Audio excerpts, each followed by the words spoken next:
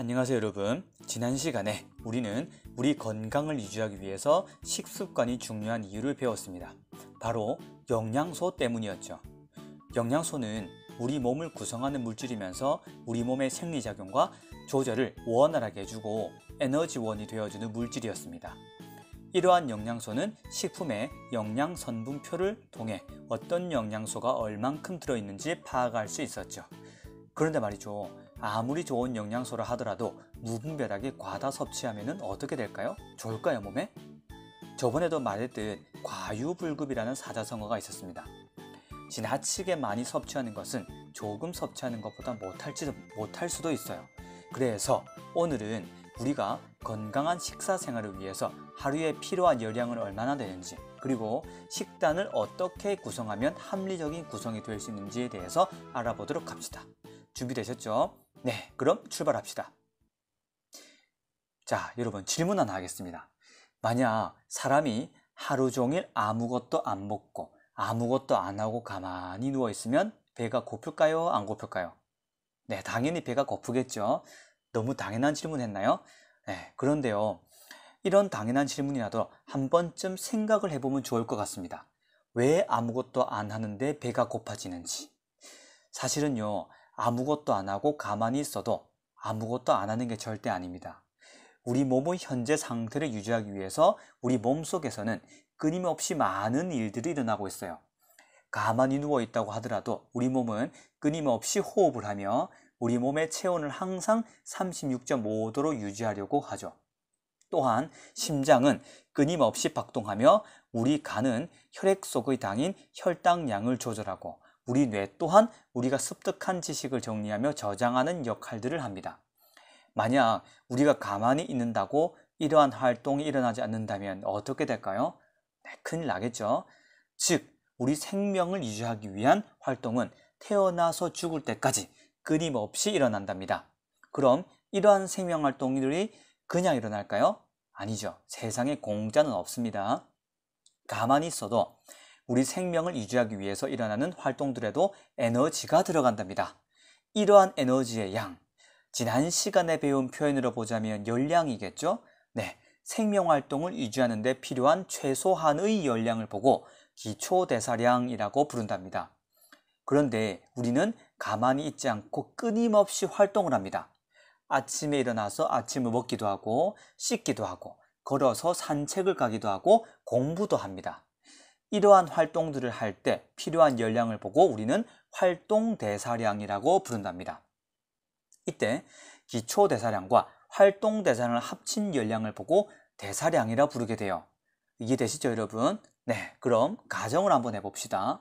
만약 하루에 섭취하는 식품의 열량이 딱 기초대사량만큼이라면 어떻게 될까요? 아마 먹은 식품들은 기본 생명활동에 쓰이게 되고 활동하는 데 필요한 열량은 우리 몸에 축적되어 있던 에너지를 쓰는 것이죠. 그럼 체중이 줄어드는 경우가 있는데 이때 우리는 살이 빠진다라고 표현합니다. 만약 섭취하는 식품의 열량이 1일의 기초대사량과 1일의 활동대사량을 합친 양인 1일 대사량만큼이라고 한다면 섭취한 열량을 모두 에너지원으로 사용되는 것이겠죠. 그럼 만약 기초대사량과 활동대사량 합친 양보다 더 많은 열량을 섭취하게 되면 어떻게 될까요? 이때 우리 몸은 소비하고 남은 열량은 몸에 축적하게 됩니다. 그럼 체중이 증가할 수가 있는데 이걸 보고 우리는 살이 찐다라고 표현하는 것이죠. 그래서 우리 몸 관리를 위해서는 무분별하게 식품을 섭취하기보다는 하루에 필요한 열량만큼 적절히 먹는 것이 참 좋겠죠. 그럼 이제 우리의 하루에 필요한 열량은 얼마 정도인지 한번 알아보도록 합시다. 일반적으로 성인의 기초대사량은 체중 1kg에 대하여 1시간에 남성은 약 1kcal, 여성은 0.9kcal입니다.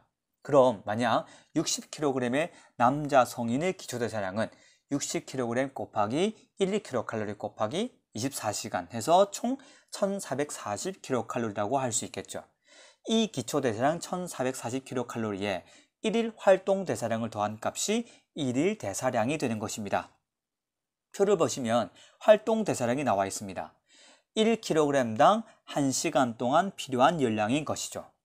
잠자는 것의 경우에는 1kg당 1시간에 1kcal가 필요하고 공부의 경우에는 1kg당 1시간에 1.8kcal가 필요합니다. 그리고 걷기의 경우에는 1kg당 1시간에 4.2kcal가 소모되는 것이죠. 만약 60kg인 성인이 걷기 운동을 2시간 한 경우에는 60kg 곱하기 4.2kcal 곱하기 2시간에서 총 504kcal의 활동 대사량이 필요한 것입니다. 이러한 1일 활동 대사량과 기초 대사량을 합하여 연령 성별에 따른 1일 대사량을 계산해 놓은 자료가 있답니다. 자, 표를 보시면 나와 있어요. 현재 고등학교 2학년 학생의 경우에는 남학생의 경우에 2700kcal가 1일 대사량이고 여학생의 경우에는 2100kcal가 1일 대사량입니다. 남학생과 여학생의 경우 1일 대사량의 차이 나는 경우는 남학생과 여학생이 똑같은 활동을 했다고 하더라도 기초 대사량의 차이가 납니다. 남자와 여자는 근육량도 다르고 여러 가지 것들이 다르기 때문에 기초 대사량의 차이가 생길 수밖에 없죠. 아마 이런 말 들어보셨을 겁니다. 다이어트의 기본은 기초 대사량을 증가시키는 것. 네, 기초 대사량을 증가시키면 그만큼 기본적인 생명 활동을 하는데 에너지 소모가 증가하기 때문에 똑같은 양을 섭취하더라도 소비하는 열량을 높아져서 다이어트에 효과가 있을 거예요. 그래서 충분한 수면을 취하고 꾸준한 운동을 통해 근육량을 늘리고 규칙적인 식사를 통해서 기초 대사량을 높일 수 있습니다. 자, 그럼 우리가 하루에 섭취하는 열량은 얼마 정도 될까요? 지난 시간에 배웠듯 영양소 중에서 에너지원으로 쓰이는 것은 탄수화물, 단백질, 지방인데 각 1g당 우리 몸에서 내는 열량은 탄수화물은 4kcal, 단백질은 4kcal, 지방은 9kcal였습니다. 지금 보시는 표는 여러 식품 100g에 들어있는 주요 영양소의 함유량과 열량을 나타낸 것입니다. 이 표를 참고해서 하루 섭취 열량을 구해보도록 합시다. 이 표를 참고해서 하루 동안 다음의 음식물을 섭취하였을 때 얻을 수 있는 총 열량을 구해보도록 하겠습니다. 단, 섭취한 음식은 80%만 이용되었다고 가정하겠습니다. 쌀 250g, 보리쌀 100g, 밀가루 200g, 고등어 100g, 쇠고기 200g을 섭취했습니다. 그럼 계산을 시작하겠습니다. 계산해보면 쌀 100g에 348kcal니까 348kcal 곱하기 2.5 해서 870kcal겠죠. 보리쌀은 총 100g 섭취했다고 했으니까는 355kcal 섭취했고, 밀가루는 100g에 350kcal니 총 200g을 섭취했으니까는 350kcal 곱하기 2 해서 총 700kcal겠죠.